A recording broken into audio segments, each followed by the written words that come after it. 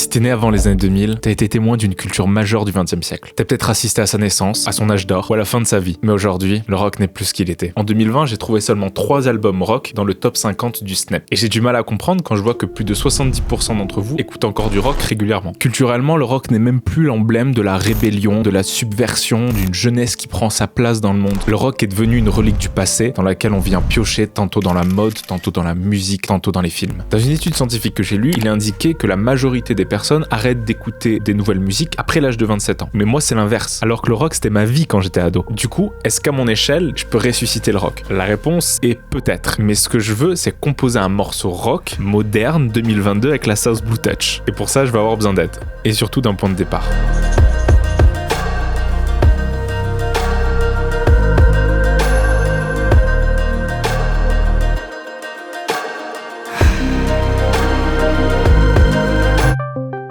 Salut mec, si je te dis rock, c'est quoi les 3 mots ou phrases qui te viennent à l'esprit? Perso, moi je pense principalement à des groupes, genre à Led Zeppelin, t'as les Beatles, t'as Queen.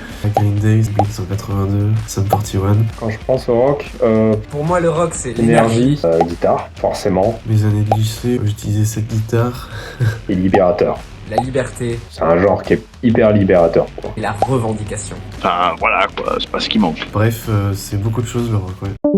Bon, tout ça, ça m'aide, mais ça me suffit pas. Je vais retourner au studio pour trouver des inspi, des musiques que j'écoutais au lycée. On va voir ce que ça donne.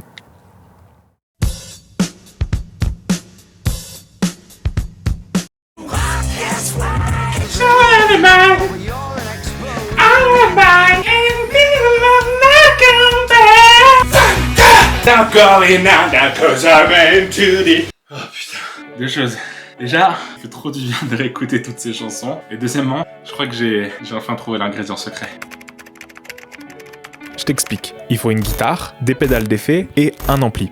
Le son part de la guitare, passe par les pédales qui vont apporter un effet créatif pour arriver ensuite à l'ampli qui est comme un gros parleur avec beaucoup de caractère. Alors j'ai une guitare, mais j'ai ni ampli ni pédale d'effet. Et c'est là que la technologie entre en jeu et que je remercie Native Instruments. Native Instruments, c'est une société allemande fondée en 1996 par Stephen Schmidt qui a eu la bonne idée de conceptualiser le logiciel Guitar Rig. En gros, ils ont pris les pédales d'effet et les amplis dont je te parlais et ils les ont mis à l'intérieur d'un programme que tu peux installer sur ton ordi. Du coup, t'as juste à brancher ta guitare sur ton ordi pour avoir le même effet. Alors tout ça c'est bien, c'est fantastique, mais il reste un dernier problème et c'est le boss de fin de cette histoire. Et là je vais remonter 10 ans en arrière. Je suis à peine majeur, je fais partie d'un groupe de musique. Mon meilleur pote a plein de pédales d'effet qui s'amusent à paramétrer pour reproduire les sons de ses groupes préférés, genre U2, Coldplay. Et moi je branche ma basse direct dans l'ampli et je mets le volume à fond. Et je souris parce que mettre le volume à fond c'est très cool. 10 ans passés, je ne sais toujours pas utiliser ni pédale d'effet ni ampli, donc on part de loin.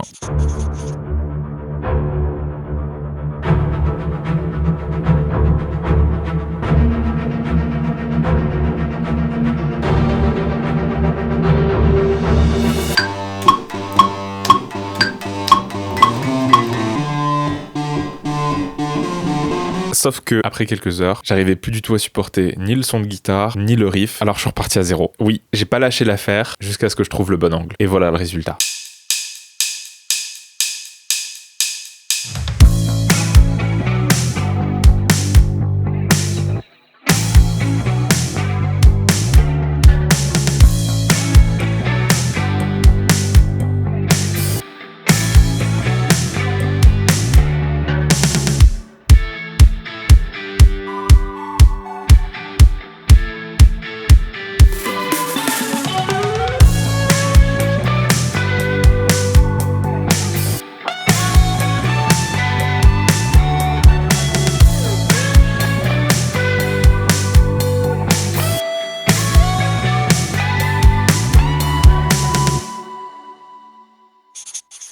Je viens de comprendre un truc.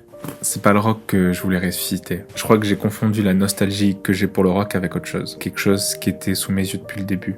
Cette année, je vais fêter mes 30 ans. Autour de moi, mes amis deviennent des parents et je vais me marier cet été. Je travaille comme un malade sur mon projet YouTube semaine après semaine.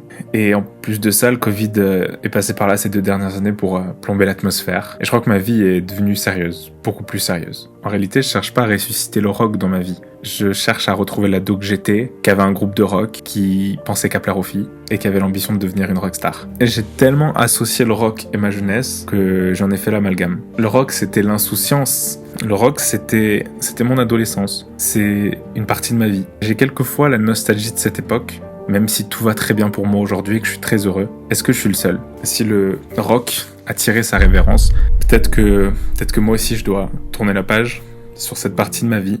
Il est peut-être temps de passer à autre chose. Le rock et notre adolescence, tout ça c'est derrière nous. Mais on peut peut-être les célébrer et leur rendre hommage dignement. C'est pas obligé d'être triste. Au contraire, le rock, comme nos souvenirs, ils seront toujours là, parmi nous, tant qu'on s'en souviendra. Et si tu veux prolonger ce plaisir d'écouter du rock, va voir ou revoir cette vidéo que j'ai tournée avec mon meilleur pote il y a quelques temps.